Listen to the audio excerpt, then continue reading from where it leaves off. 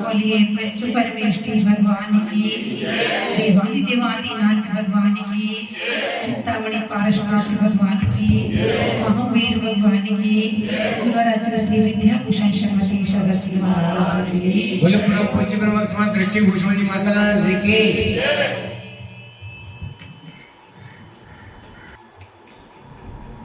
हमारा विषय है, परसों आपसे चर्चा की थी कि शांति की खोज में यह मानव निरंतर मृगमरीचिका की भांति भटक रहा है, लेकिन फिर भी शांति नहीं मिल पा रही है। क्यों? क्या कारण है?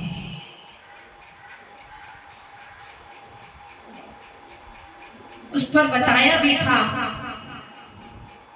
कि आज हमारी जो तृष्णा रूपी जो बेटी है वह नहीं कर पा रही है।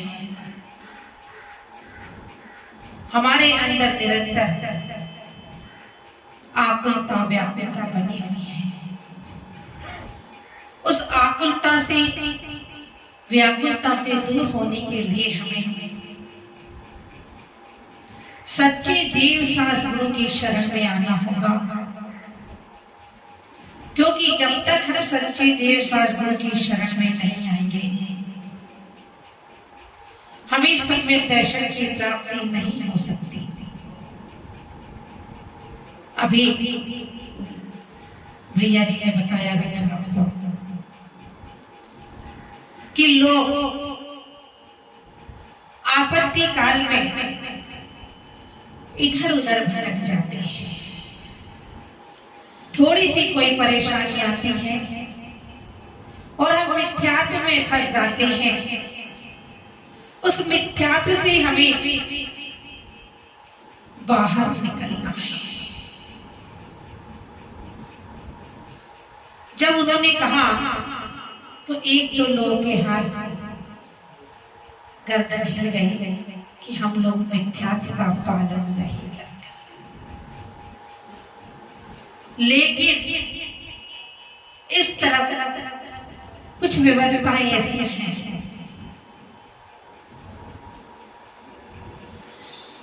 कि इस तरफ ये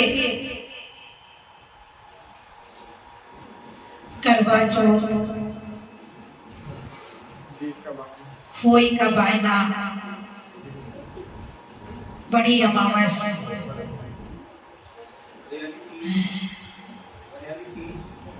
ये सब क्या शायद आप लोग नहीं बनाते होंगे। नहीं तो दिल्ली जैसी नगरी में देखा जाता है और यहाँ तक कि दीपावली आती है और दीपावली पर लड़की के यहाँ पर वो खांड की क्या भेजते हैं? भेजते हो कि नहीं भेजते? चिंता नहीं करना, हटनी किसका प्रतीक है? शमोशरण का प्रतीक है, मानस तम का प्रतीक है। और उस मानस तम का प्रतीक शमोशरण का जो प्रतीक है, उस हटनी का बाद में क्या करते हैं पता है आप लोग को? तोड़ते हैं और चांदी के साथ साथ लोग कहते हैं कि चीनी की शुभ होती है, इसलिए भेजते हैं। मजबूरी है लड़की वालों की। लेकिन लड़की वाले और लड़के वाले समझ जाए, पहले लड़के वालों को समझना होगा। वे हाथ जोड़ करके पहले कहते हैं, बहन जी हमारे यहाँ पर यदि आपको हटनी भेजती है तो किसी और चीज की भेजते हैं, लेकिन चीनी की ना भेजे।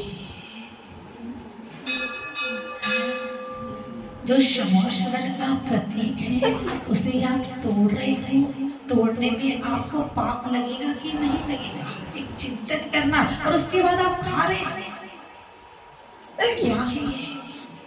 कहाँ मिथ्यात्व में फंसे हुए हो? अरे इसी मिथ्यात्व से हमें हटना है। जरा सी कोई परेशानी आती है, जो जहां कहता है वहां भाग जाते हैं। क्यों?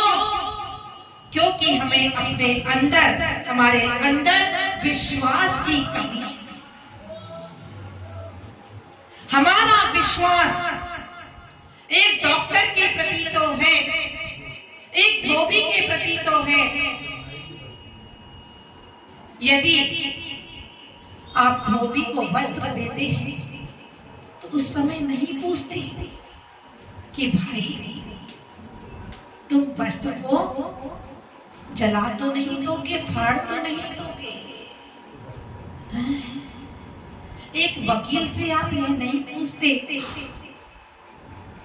कि मेरा केस हरा तो नहीं दोगे।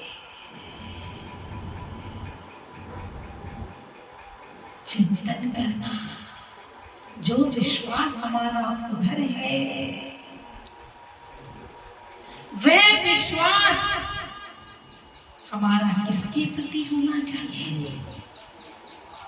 तीन लोक के नाथ के प्रति, जिनवाणी मां के प्रति, गुरु के प्रति। कितनों का विश्वास है? ईमानदारी से बताना। तीन लोक के नाथ के प्रति कितने लोगों का विश्वास है? सभी का। ईमानदारी से कह रहे हो? पूर्णतः बहुत बढ़िया। और जिनवाणी मां के प्रति कितने लोगों का विश्वास है? कितने लोगों को प्यार है जिनवाणी मां से? सभी को है। प्रभु से भी सभी को प्यार है कि नहीं है? सभी को है। और गुरुओं से सभी को है। कितने परसेंट आप लोगों को देव शास्त्रों के प्रति लगाव है, प्यार है? बता दो। 100? अच्छा चलो कोई बात नहीं। अभी आप ही लोगों से पूछ लेते हैं कि आप लोगों को कितना प्यार है। अभी आप कह रहे थे कि जिनवाणी माँ से, देव से, गुरु से हमें 100% लगाव है। ईमानदारी से बताना कि सुबह अभिषेक का टाइम है, ठीक 6 बजे और आपका बेटा यूएस से आ रहा है।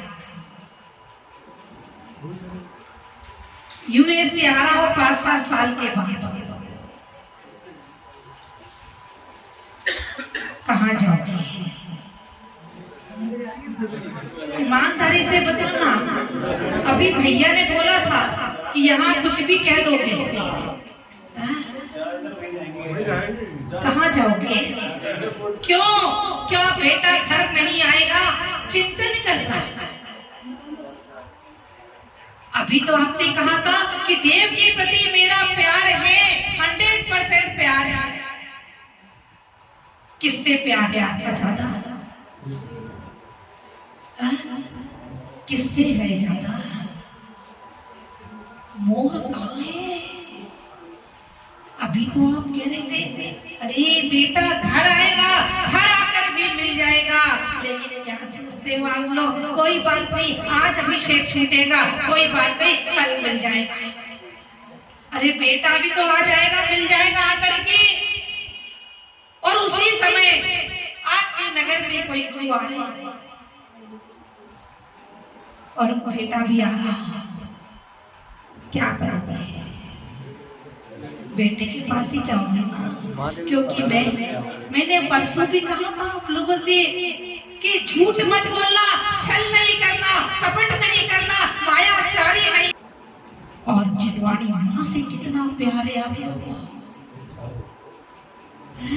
देव की बात तो आपने बता दी, समझ में आ गई मेरे से।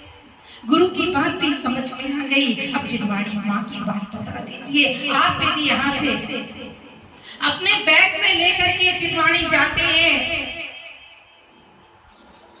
और वह जिनवाणी कहाँ लेकर जा रहे हैं? आगे क्या है? ताते क्या है? हमारा राग किससे है, कभी चिंतन किया? अभी तो हम कह रहे थे हमारा 100% प्यार है, 100% लगाव है। अब आप लोग मुझे मत बताना आपको कितना लगाव है, अपने आप सोचना कि हमारा देव सास गुरु के प्रति कितने % लगाव है। जो लगाव हमारा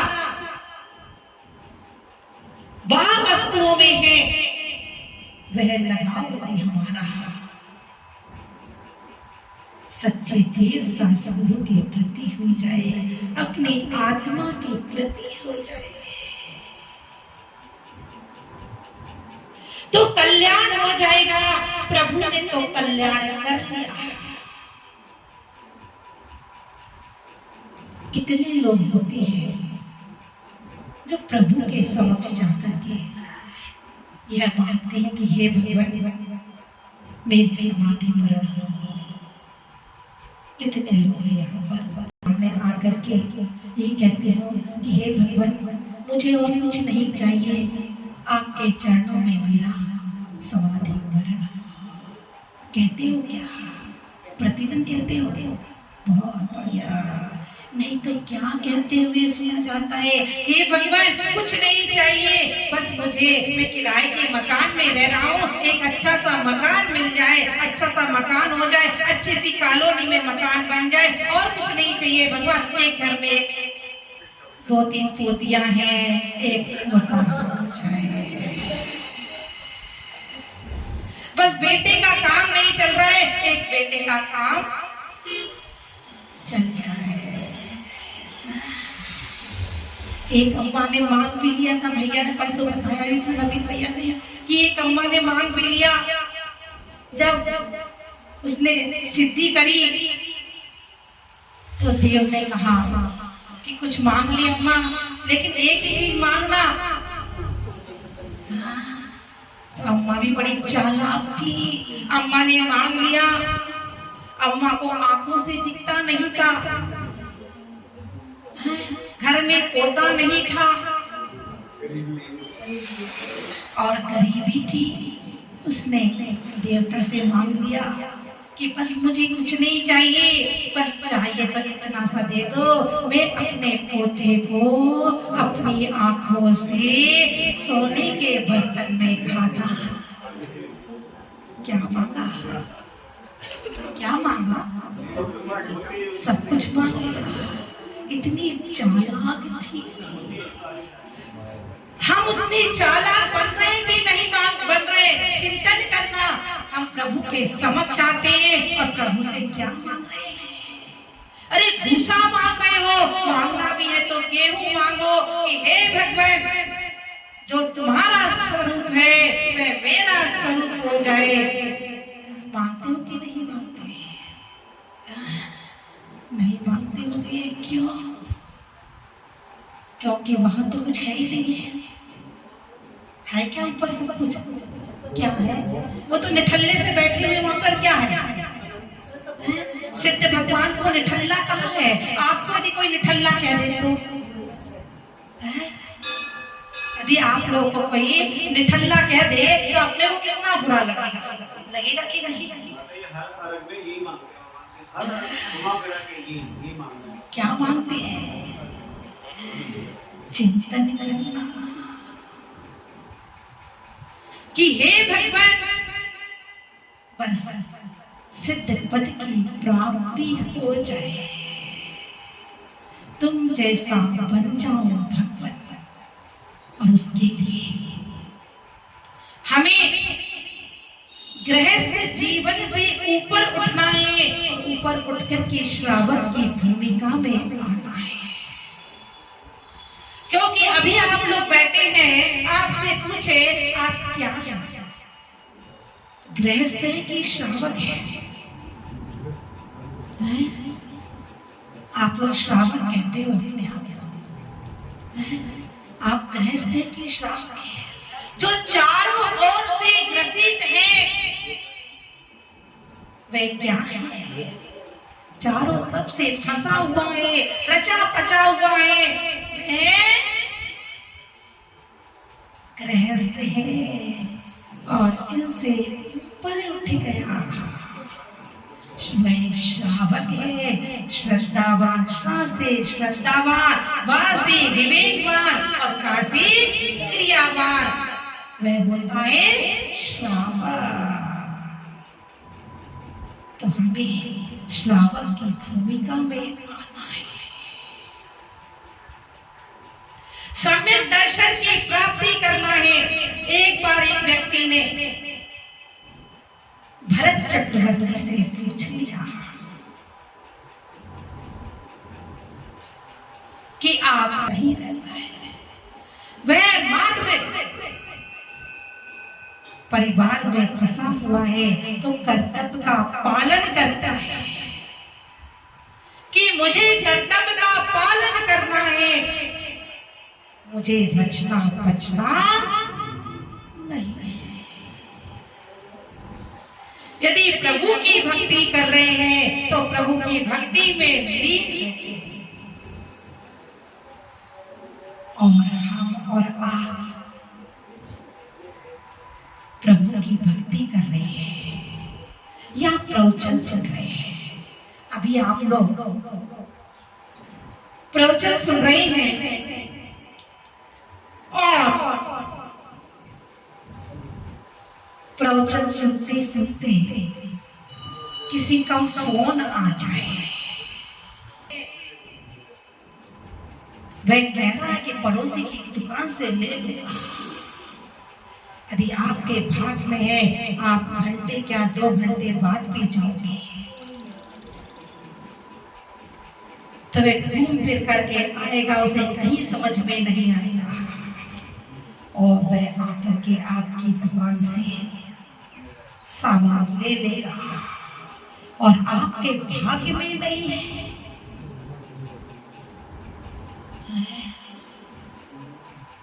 तो आप सुबह से दुकान खोल करके बैठ जाना, शाम तक कई बार पहुंचनी भी नहीं होती।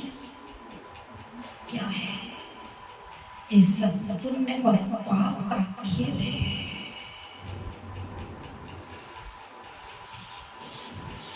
आचार्य श्री ने एक पुण्य पाप शतक लिखा था, उसमें उन्होंने कुछ चंद लाइनें लिखी थी कि पुण्य उदय में कूकर घोड़े, पुण्य उदय में कूकर घोड़े दूध जलेबी खाते हैं, पाप उदय में हम मानव भी टुकड़ों को तरसाते हैं। कि जब जीव का पुण्य का उदय होता है तो आपने देखा होगा कुकर यानी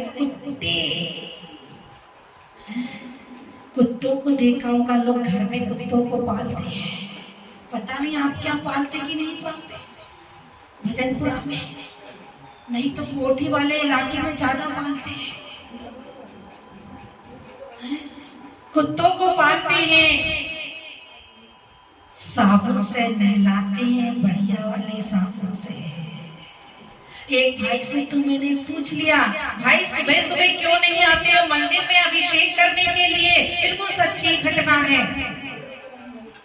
बोले सुबह सुबह कुत्ते को, जो मेरे पास डॉगी है, बड़े से कुत्ता नहीं कहा, उसका नाम भी बोला था उसने, मुझे नाम याद नहीं है। बोले उसे मुझे घुमाने ले जाना पड़ता है। अच्छा जी, बोले घुमाने नहीं ले जाओ तो सुबह से वह अपनी आवाज में चिल्लाने लगता है, बोलने लगता है कि मुझे घुमाने ले जाओ, और जब घुमा करके आते हो फिर तो आ जाया करो। बोले उसे नहलाना पड़ता है साबुन से, फिर साबुन से नहला करके उसे खिलाना पड़ता है, पिलाना पड़ता है। जब तक मैं उसे खिलाऊं नहीं पिलाऊं नहीं तो वह भूखा बैठा रहता है। और फिर उसे शाम के समय, रात के समय उसे सुलाना पड़ता है। कहाँ सुलाते हो भाई?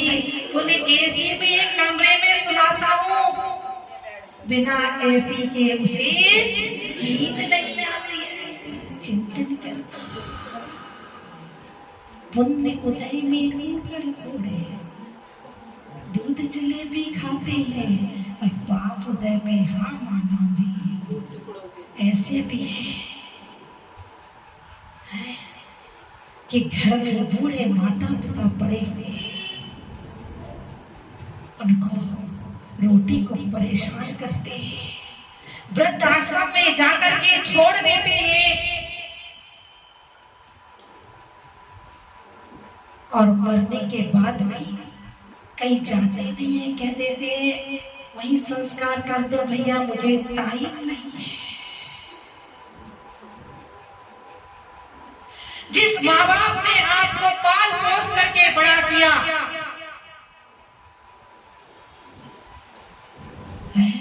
उस माँ बाप से कहते हैं कि हमारे लिए क्या किया, चिंतन करना। ये तो आपका कर्तव्य था बड़े बड़े करने का।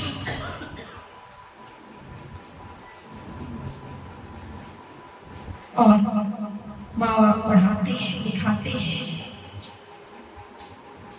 बाहर भी भेज देते हैं, अच्छे अच्छे पदों पर भेज देते हैं, लेकिन माँ बाप को साथ में रखने को तैयार नहीं होती। एक बिल्कुल सच्ची घटना है। एक व्यक्ति यूएस चला गया और बूढ़े बाप को दिल्ली के अंदर ही छोड़ करके चला। ना हम तो ज्यादा अच्छी चिंतन करना, ये सब क्यों हो रहा है? हमारे अंदर संस्कार की कमी। हमें संस्कारित होना पड़ेगा। जब हम संस्कारित होंगे तो हमारे बच्चे भी संस्कारित होंगे। हम बच्चों को बचपन में मंदिर लाएंगे तो बच्चे बचपन में आपको लेकर के आएंगे। ध्यान रखना,